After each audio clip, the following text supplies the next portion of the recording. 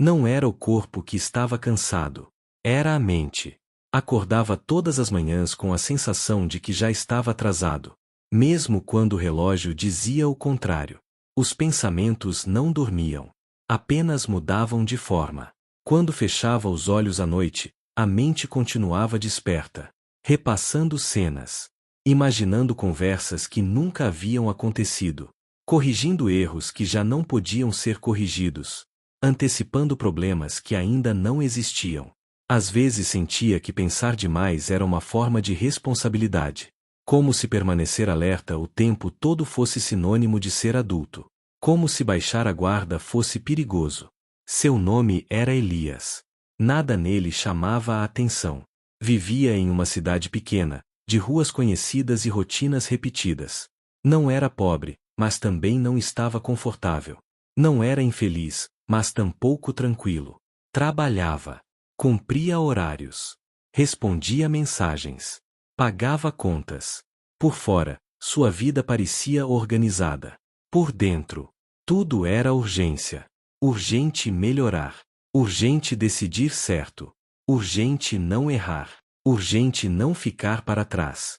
Aprenderá a sorrir nos momentos certos. A dizer tudo bem mesmo quando não estava. A seguir em frente, mesmo quando algo por dentro pedia pausa. Todas as noites, ao sentar-se sozinho para jantar, sentia uma leve pressão no peito. Não era uma tristeza clara. Era uma sensação confusa. Como se estivesse sempre falhando com uma versão melhor de si mesmo. Elias acreditava que pensar demais o protegia, que imaginar todos os cenários evitava erros, que prever tudo era maturidade. Nunca parou para se perguntar quanto do seu cansaço vinha da vida, e quanto vinha da história que repetia na própria cabeça. Até que, um dia, o corpo disse basta. Não foi um colapso dramático. Não houve gritos. Não houve lágrimas. Foi algo mais silencioso. Simplesmente, ele não conseguiu continuar. Naquele dia, saiu como sempre, com a mochila no ombro, com a mente cheia. Caminhou por várias ruas procurando trabalho extra. Ouviu recusas educadas. Outras, nem tanto. Voltava para casa com o passo lento, quando ouviu uma voz atrás dele. Uma voz desgastada pelos anos.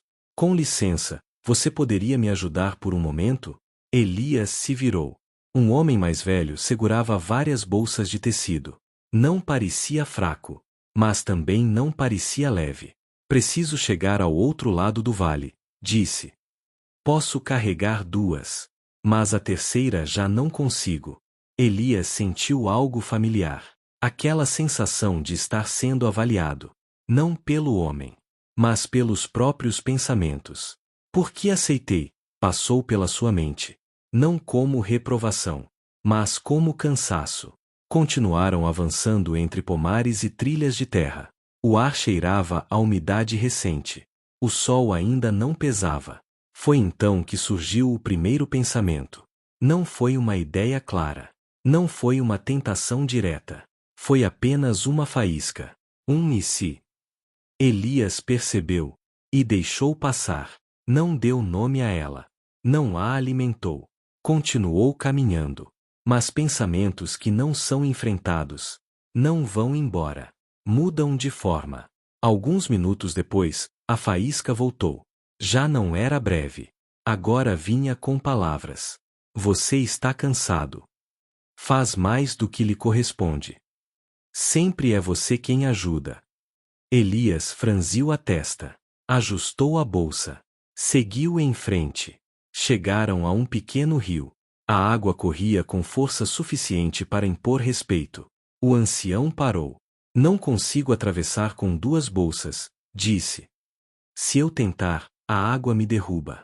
Elias atravessou sem pensar. Deixou a bolsa do outro lado. Voltou para buscar a segunda. Se levar mais uma por mim, eu te pago mais. Elias assentiu. Quando pegou a segunda bolsa, o ancião hesitou. Prometa que não vai fugir. A frase caiu pesada. Elias se virou, surpreso. Por que eu faria isso? Porque aqui há valor, respondeu o homem. E o valor turva o olhar de muitos. Elias sentiu algo diferente da raiva. Sentiu-se ferido. Não me confunda com outros, disse. Não vim tirar nada do Senhor. Vim fazer o trabalho. Atravessou o rio com as duas bolsas. A água mordia as pernas. O peso exigia equilíbrio. Do outro lado, respirou fundo. Não carregava apenas tecido e conteúdo. Carregava uma ideia. A ideia de quem ele era. E de quem o outro acreditava que ele poderia ser. E, sem perceber, isso o empurrava a se manter ereto. A não falhar. A provar algo a si mesmo. A trilha começou a subir. A subida não era brutal, mas constante. O suor apareceu. A respiração virou som. Foi ali, no meio do esforço, que a mente mudou de tom. Já não falava de cansaço. Agora falava de justiça. Você trabalhou duro. Ninguém te deu nada. Sempre faz o que é certo. Elias cerrou os dentes. Não é meu, pensou. Deu mais alguns passos. A mente insistiu. Uma vez. Só desta vez. Ninguém sai perdendo. As palavras se organizavam sozinhas. Como se alguém tivesse ensaiado aquele discurso por anos. Elias sentiu algo perigoso. Não desejo, mas permissão. O pensamento já não pedia. Justificava. Olhou para trás. O ancião havia ficado fora de vista, atrás de uma curva. Só se ouviam insetos. E o próprio pulso. O caminho continuava subindo. E, dentro de Elias, a história se tornava cada vez mais convincente. Na desconfiança. Na palavra valor. Pensou também em si mesmo. Nos dias de esforço. Nas vezes em que escolheu o que era certo.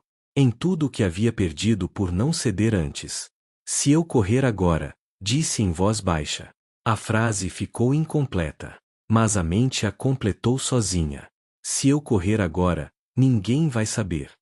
Se eu correr agora, eu mereço. Se eu correr agora, por uma vez, o mundo me deve algo. O silêncio era absoluto. Elias deu um passo rápido. Depois outro. Então começou a correr. O corpo lembrou de uma leveza antiga. As bolsas batiam nas costelas. O coração pulsava forte.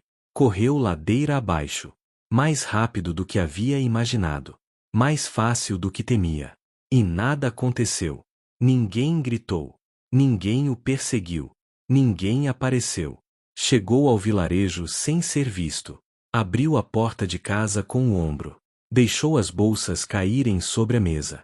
A casa estava como sempre. A panela no canto. A cama simples. A janela deixando a tarde entrar. Tudo igual. E, no entanto, tudo diferente. Elias apoiou as mãos na mesa. Ainda ofegante.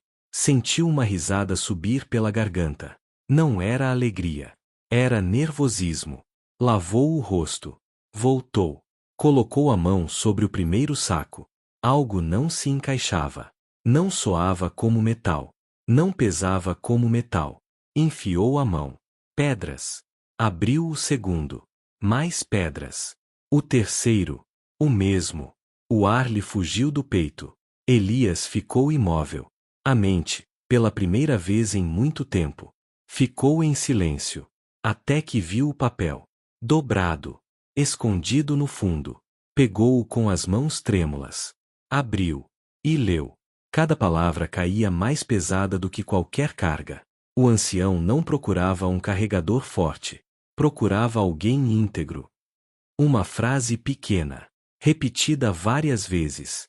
Até parecer verdade. Só desta vez. Ninguém sai perdendo. Você merece. Pensou em quantas vezes havia recusado coisas para fazer o que era certo. Em quantas noites havia dormido tranquilo, mesmo tendo pouco. Em quantas vezes escolheu a paz em vez do atalho. E entendeu algo doloroso. Não havia se traído por necessidade. Havia se traído por cansaço mental. Porque, quando a mente se esgota, começa a negociar valores.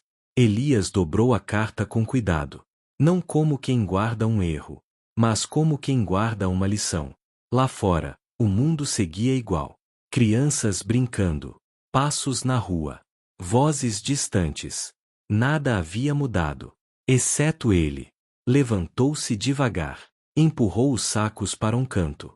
Não os abriu novamente. Não podia voltar atrás. Não podia reescrever o caminho. Mas ainda podia decidir algo importante. Que pensamento regar a partir de agora? Porque entendeu, afinal, que a mente é fértil. Ela cresce na direção que a gente alimenta.